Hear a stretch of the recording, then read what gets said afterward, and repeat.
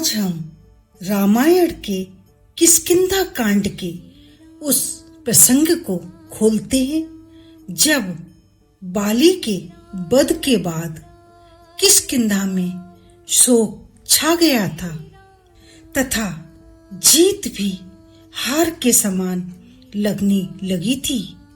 जब श्री राम का तीक्ष्ण बाण वानर राज बाली के वक्ष स्थल में लगा तो महापराक्रमी बाली पृथ्वी पर गिर पड़े। वानर राज बाली के गिरते ही पूरी वानर सेना में हाहाकार मच गया। डरे भयभीत हुए वानर इधर उधर भागने लगे।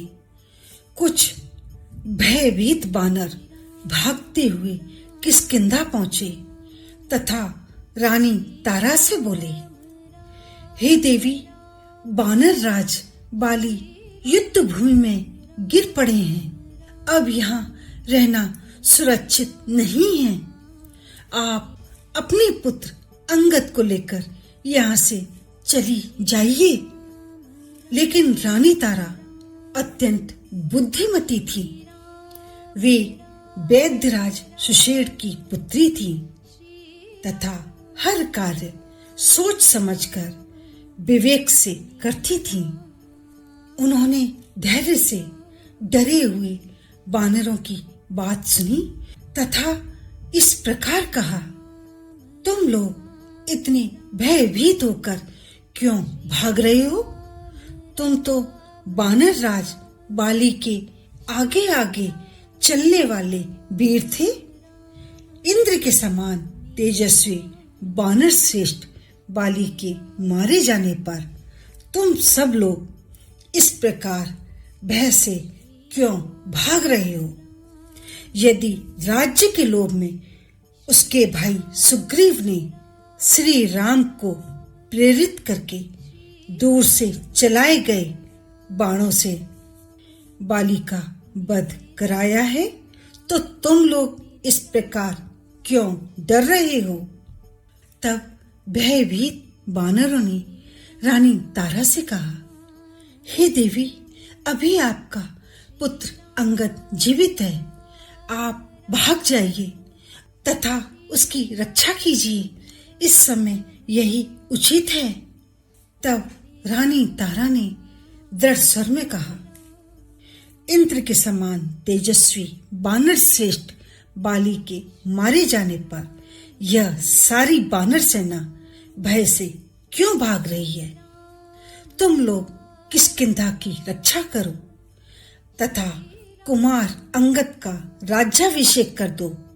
मेरे महाबली पति कपि सिंह बाली ही नष्ट हो रहे हैं, तब मुझे पुत्र से, राज्य से तथा अपने इस जीवन से भी क्या प्रयोजन है? मैं तो जिन्हें श्री राम के चलाए हुए बाण ने मार गिराया है, उन महात्मा बाली के चरणों के समीप ही जाऊंगी। ऐसा कहकर शोक से व्याकुल हुई रानी तारा रोती और अपने दोनों हाथों से दुखपूर्वक सिर एवं छाती पीटती हुई रणभूमि की ओर दौड़ पड़ी। रणभूमि में पहुंचकर रानी तारा ने देखा वानर राज बाली पृथ्वी पर पड़े हैं तथा उनके वक्ष में श्री राम का बाण लगा हुआ है।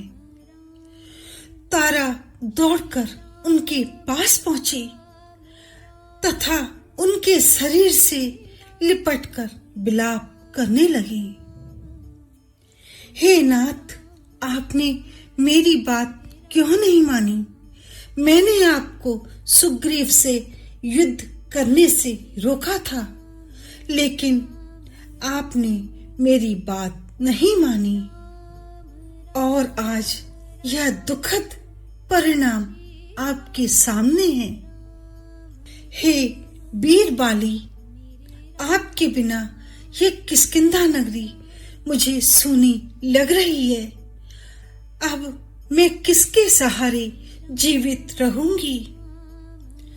तारा का ये करुण विलाप सुनकर वहां उपस्थित सभी बानर अत्यंत दुखी हो उठे। पुत्र अंगद भी अपने पिता को देखकर रोने लगा। तभी श्री राम तारा के पास आए तथा शांत स्वर में बोले, हे तारा, तुम किसका शोक कर रही हो? क्या इस शरीर का या उस आत्मा का जो कभी नष्ट नहीं होती? यह शरीर नश्वर है। जो जन्म लेता है उसका अंत निश्चित है, किंतु आत्मा अमर है, वह कभी नष्ट नहीं होती। बानर राज बाली महान वीर थे, पराक्रमी थे तथा उन्होंने युद्ध भूमि में वीर गति प्राप्त की है। अब तुम्हारा कर्तव्य है कि तुम अपने पुत्र अंगद की रक्षा करो। तभी महाबली हनुमान आगे बढ़े तथा बोले, देवी, संसार का यही नियम है, जो जन्म लेता है उसे एक दिन मृत्यु अवश्य आती है।